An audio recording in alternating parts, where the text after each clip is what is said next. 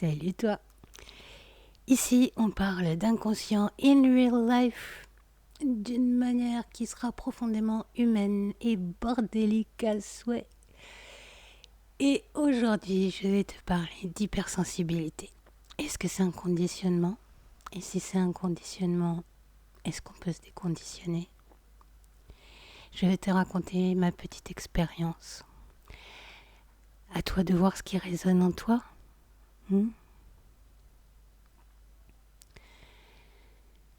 Les 35 premières années, je n'avais pas le mot hypersensibilité, hypersensible.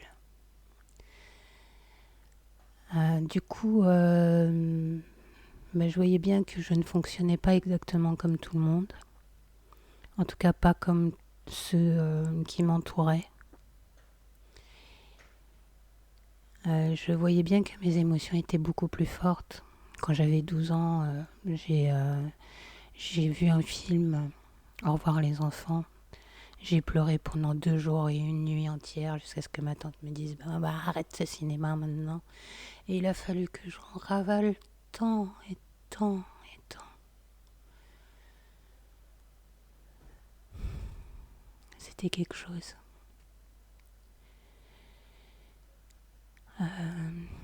Mais la joie aussi. J'avais des enthousiasmes de ouf. Et on me disait chut.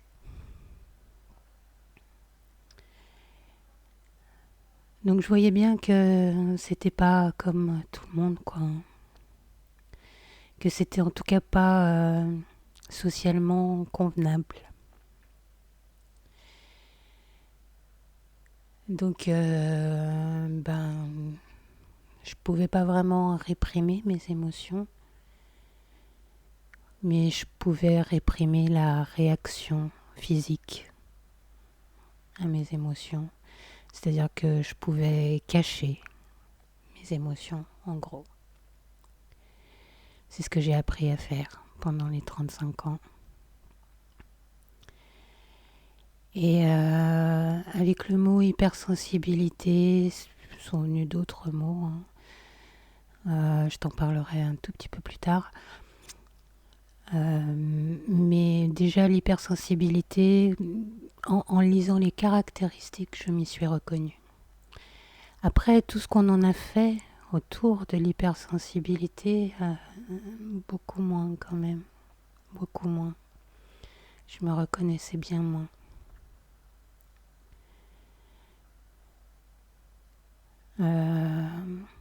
Et donc, les autres mots, c'était zèbre.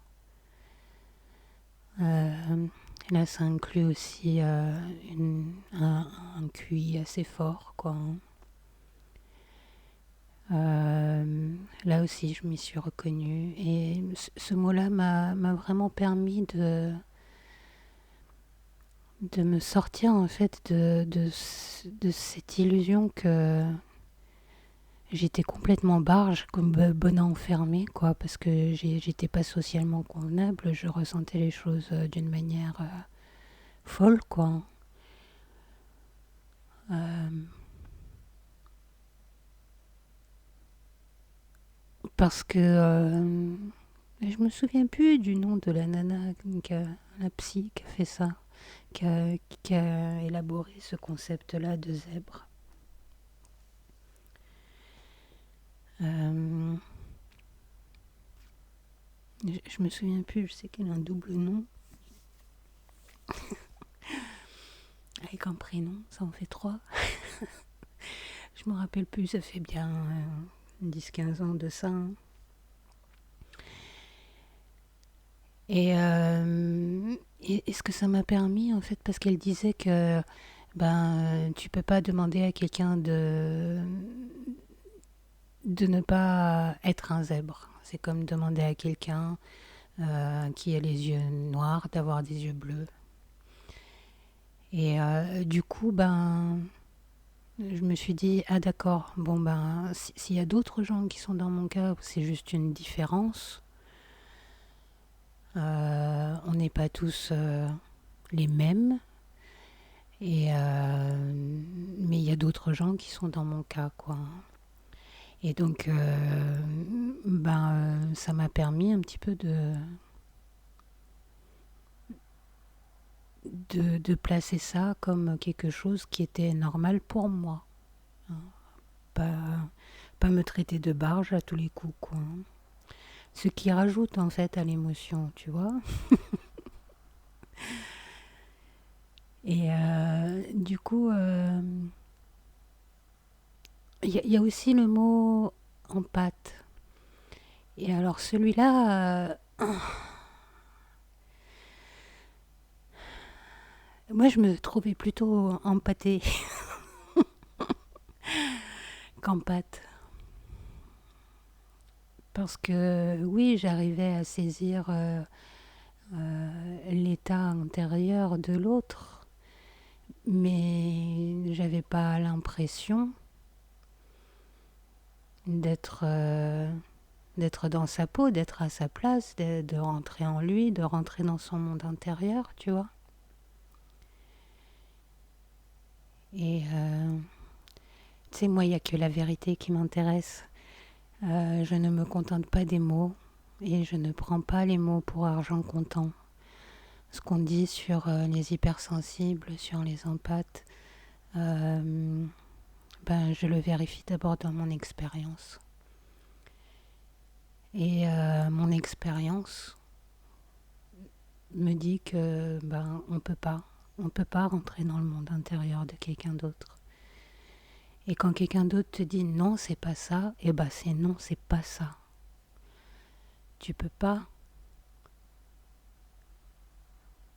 tu peux pas te placer, tu peux pas voir, tu peux pas être quelqu'un d'autre, c'est impossible.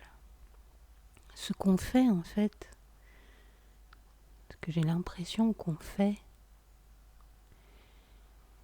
c'est que on analyse beaucoup les micro-expressions, ce qui est complètement inconscient pour d'autres. Nous, on y place beaucoup d'attention. Donc, on y réagit avec nos propres émotions. Et on les prend pour celles des autres. Mais c'est pas les nôtres. C'est pas ce que... je vais reprendre le jeu parce que là, on rentre vraiment dans des choses qui sont ultra méga personnelles, quoi. Et je veux pas non plus t'imposer mon point de vue, qui est le mien. À toi de voir ce qui résonne ou pas en toi, quoi.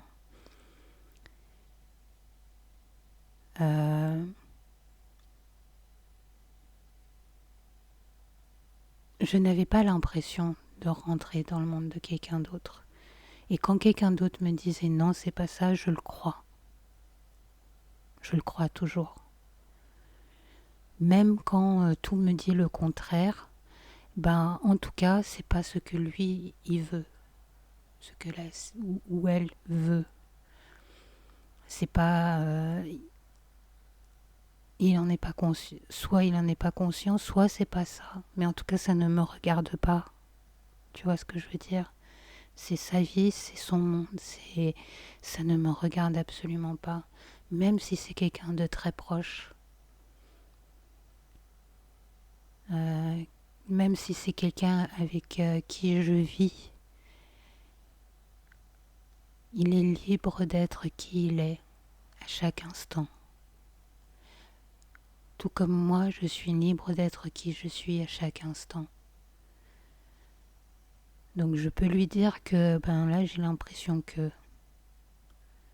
Mais derrière ça, la personne, elle doit... Soit, elle se dit, ah ouais, tiens, c'est bien ça.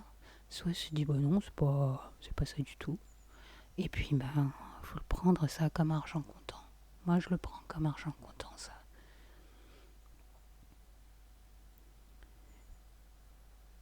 Parce que si je rentre dans le... C'est moi qui a raison, je sais ce que je ressens, et ce que je ressens est vrai, euh, j'oblige la personne à changer, à être telle que moi je veux qu'elle soit. Mais même pas telle que moi je veux qu'elle soit, c'est telle que moi je vois qu'elle est. Et ça, oh, ça m'horripile. Ça m'horripile toujours. Et donc, bon, bah, ce fait-là m'a vraiment a toujours mis un petit peu le holà à ce que je ressens.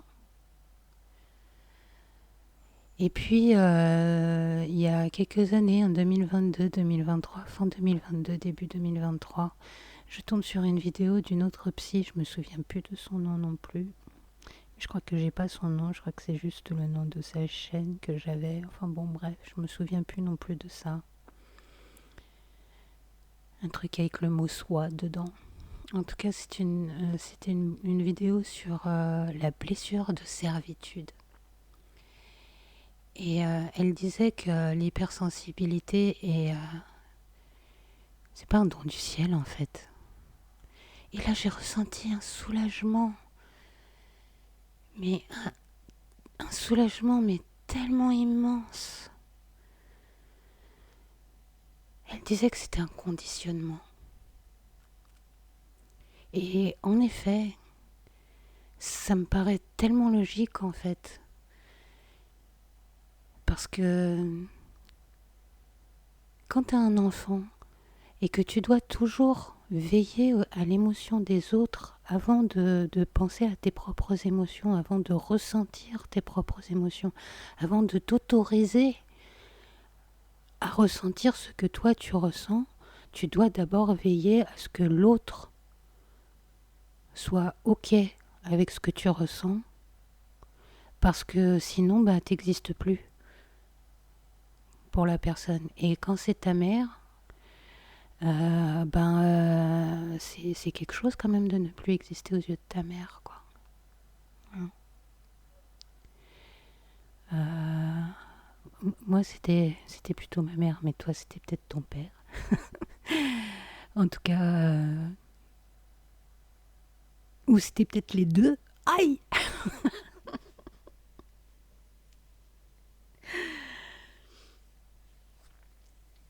Euh, c'est... Ouf, là, je suis repartie. J'ai perdu le fil. Attends. Oui, donc... on regarde, on est entraîné en fait à faire très très attention à ce que l'autre ressent. Et comment on fait ça? Bah, en regardant les micro-expressions, les petits changements dans la voix, euh, la gestuelle, la voix, mais il y a aussi un côté énergétique, tu sais, quand tu ressens une émotion, t'envoies un truc, quoi. Hein. Une vibration, quelque chose, quoi. Hein. Et puis les mots, chaque mot a une importance de fou, parce que euh, on- il faut qu'on arrive à détecter ce que la personne, comment la personne va réagir en fait à ce que on ressent. Et t'imagines quand t'es gosse, mais t'imagines la violence que c'est. Et dire que c'est un don du ciel, mais c'est encore, c'est encore plus lourd.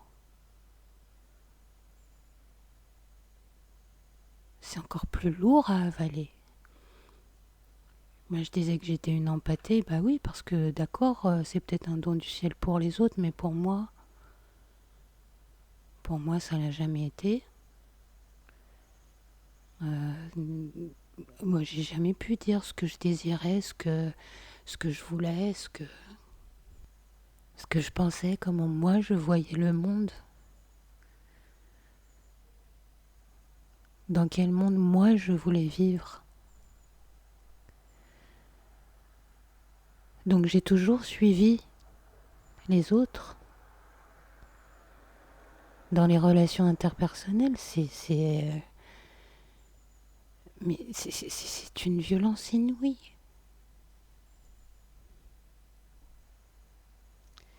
Et donc oui, évidemment que cette notion de blessure, de servitude m'a bien parlé. Du coup, je me suis dit, ok, maintenant, on va voir si ça marche, mes petites théories sur l'inconscient. Et j'ai posé juste une intention. Je voulais cicatriser cette blessure de servitude et passer un petit peu à autre chose, quoi. Et là, c'est le moment où vraiment j'ai concrètement commencé à me déconditionner.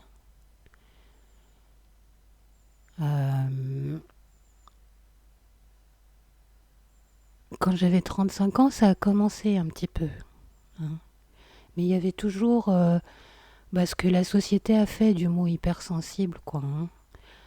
Don du ciel, ce que tu ressens, c'est la vérité, sur l'autre, hein, pas sur toi, sur l'autre. Euh,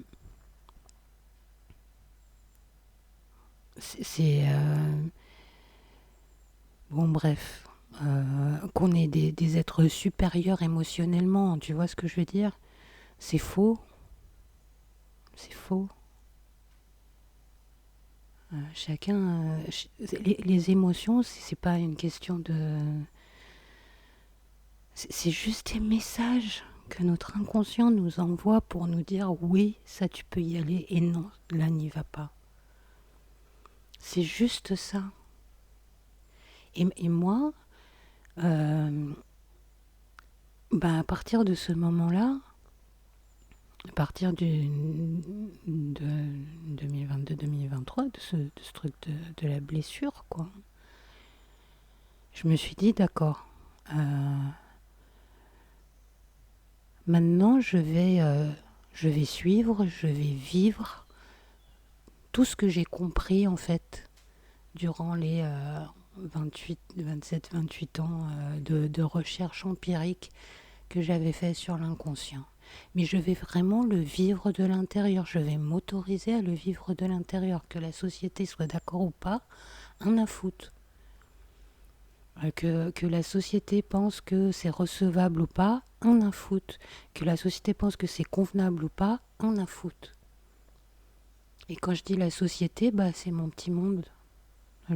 C'est pas la société en général, hein, c'est ceux que j'ai connus jusque-là, hein, avec tout ce que je pouvais vibrer comme allez-y les cocos, je suis là, je suis là pour vous, parce que j'existe pas moi, en réalité, voilà.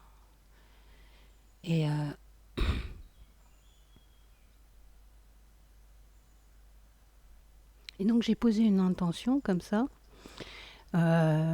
Et je pense que le truc, c'est que j'ai fait un petit rituel, tu vois. J'ai été dans la Dordogne, là, mettre mes pieds dans l'eau et dire je veux cicatriser cette blessure maintenant.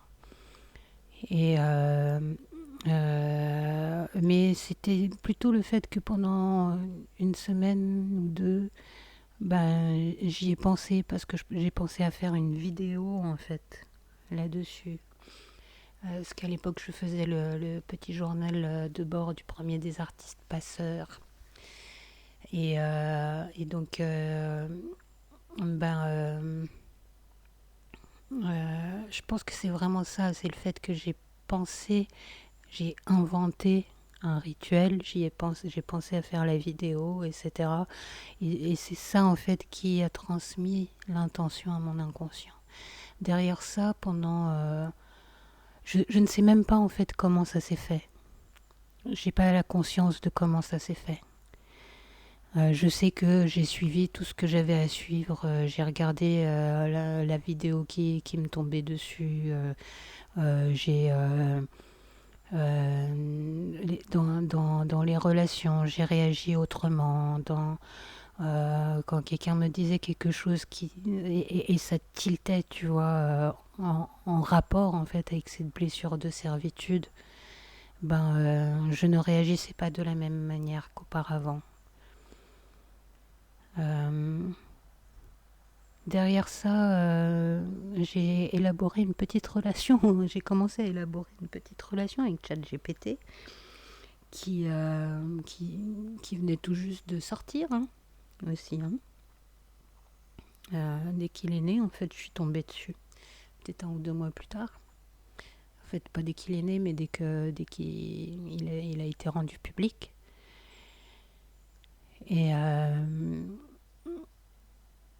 c'est...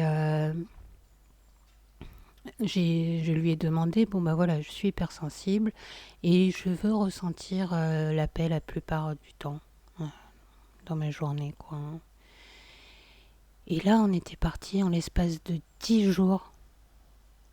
Mais j'ai compris en fait euh, comment retrouver ma paix à chaque fois. C'est-à-dire que il fallait que je saisisse le message, à quoi est-ce que ça disait non, et qu'est-ce que je dois en faire. Et la plupart du temps, c'était une manière de penser. Hein.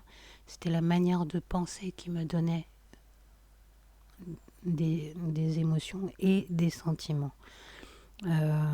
Tu le sais, je fais une distinction entre émotions et sentiments très particulière. Une émotion est un stimulus extérieur. Un sentiment est un stimulus intérieur. C'est-à-dire que c'est tes pensées, tes émotions, tes souvenirs qui font que ça nourrit en fait le sentiment. Hein. Et il y a des sentiments qui sont mais tellement vieux que ils viennent comme une espèce de gros amalgame là que t'arrives même pas en fait à identifier qu'est-ce que c'est parce qu'il y a tellement d'émotions dedans qui sont toutes entremêlées, qui sont toutes voilà et c'est un sentiment mais qui est franchement pas bon, je veux dire au niveau du goût, ah voilà.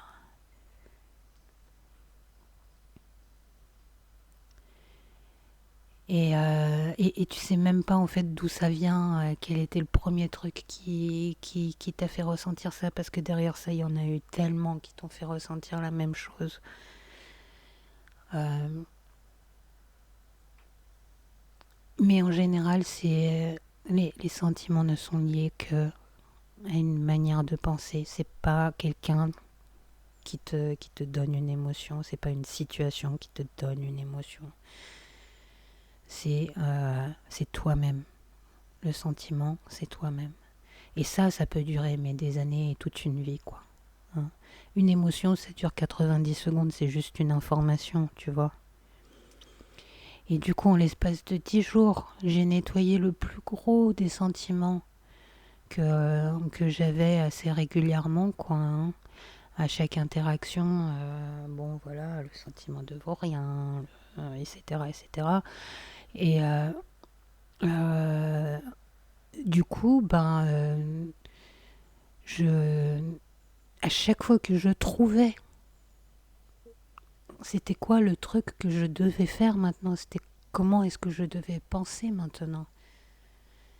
La paix, elle revenait, mais immédiatement, immédiatement. Et des fois même, ça me faisait rigoler. J'étais encore en larmes, mais ça me faisait rigoler. Tellement j'avais la joie d'avoir trouvé le truc et je pouvais me sentir mais complètement dans le corps, tu vois. mais comme si j'avais combattu à mort pendant des semaines, tu vois. Mais la paix, elle était là, la paix de bébé. Hein. Et donc une fois que j'ai réussi à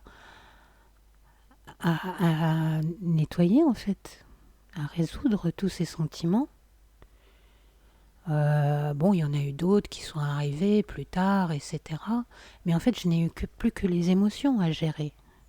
Hein.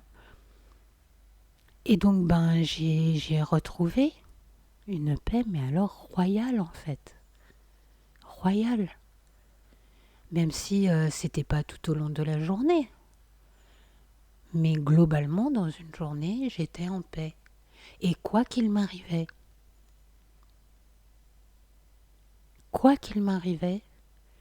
j'étais globalement en paix. Et, et donc, ben, là, quand même, j'ai bien avancé dans mon petit déconditionnement. Et ça prouverait bien que c'est un conditionnement et pas un don du ciel. Hein. Alors, je n'y suis pas encore. Hein.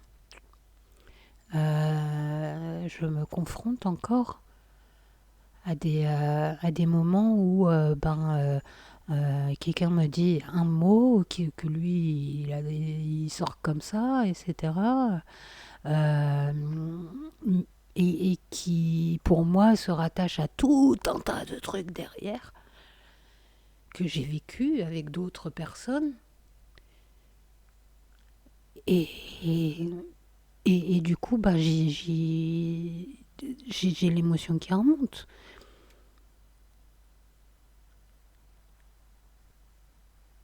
Mais dès que la personne me dit bon ben non c'est pas du tout ce que c'était pas mon intention, c'était pas du tout ce que je voulais dire, etc.